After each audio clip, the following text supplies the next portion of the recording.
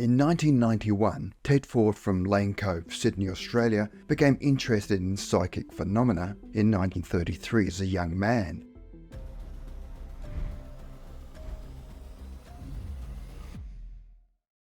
He went to a seance where a spirit had told him that one of his late relatives had worn a red cloak and a wig on his head.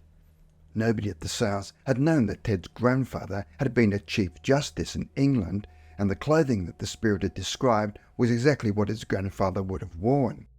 After that experience, Ted had become interested in mediumship and spirituality. In the following years, Ted went on to have numerous and unexpected experiences with the unseen.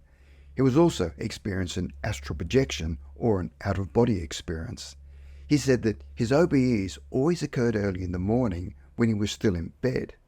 In his first experience, he had left his body and found himself in an open space in a wood, where the colour of the trees were more vivid than anything he'd ever seen in his life, and the flowers around him were also different from anything he'd ever seen, and were much brighter.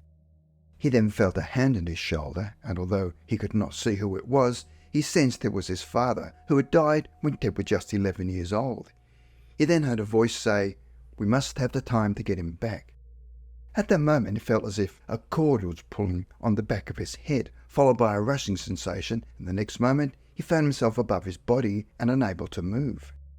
In his mind, Ted believed he was dead, and became terrified and felt paralysed. All of a sudden there was a snap, and he was out of it and lying back in bed. Ted was adamant that it was not a dream, and was unlike any dream he'd ever had. Ted went on to have the same strange experience on 4 more occasions, and one of them was when he was ill in hospital, where he found himself in the woods again, and it was as beautiful as before.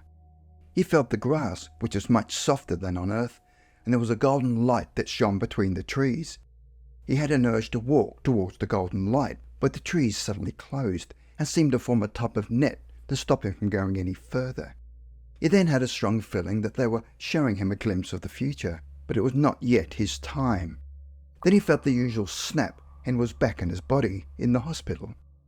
To assist him with his quest for further knowledge of spirituality, in 1970 he and his wife took a trip to England in the hope of making contact and to sit with the best medium he could find.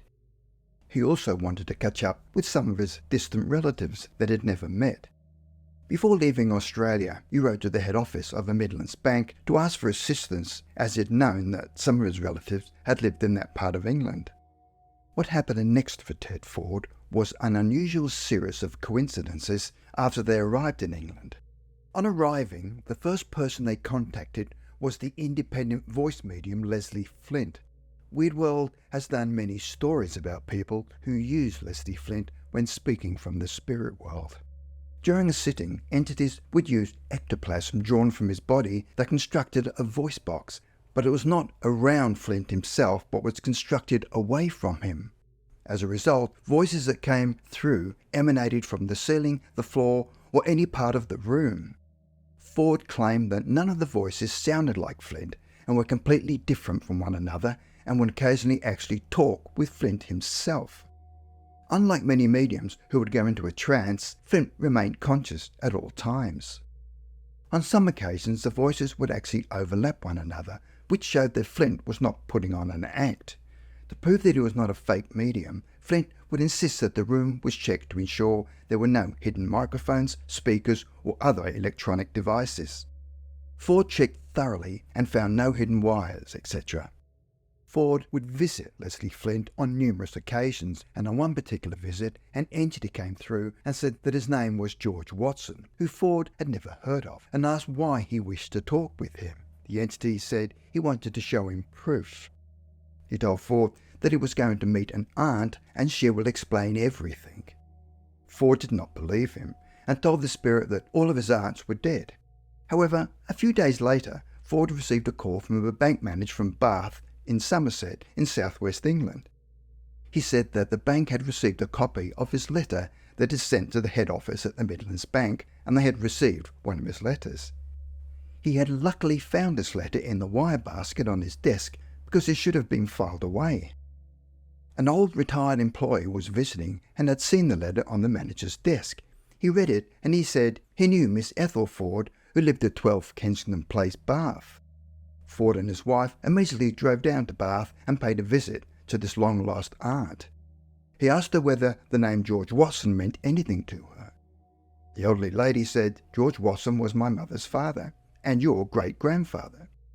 Ford said that this side of the family was completely unknown to him, and what his aunt had told him, along with the entity who claimed he was George Watson, was all the proof that he needed about the spirit world. During another sitting with Leslie Flint, another voice came through and said that his name was Thomas Ford and that he was his grandfather.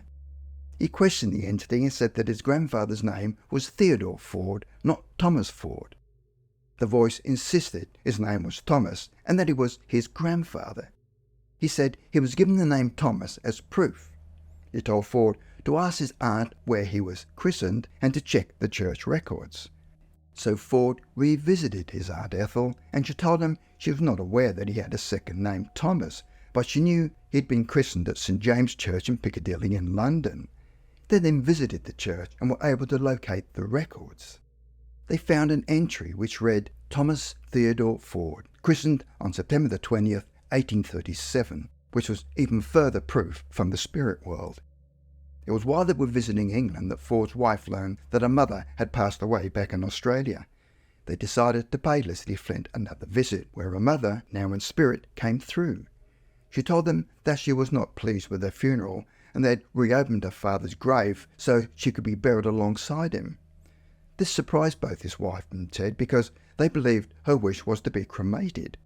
When they received the letter from Australia, everything she had said as a spirit was true. Ted Ford eventually returned to Australia and continued attending seances. In one particular seance, an entity came through saying she was a young girl. The girl liked to talk about glasses she had worn as a child and had liked them very much.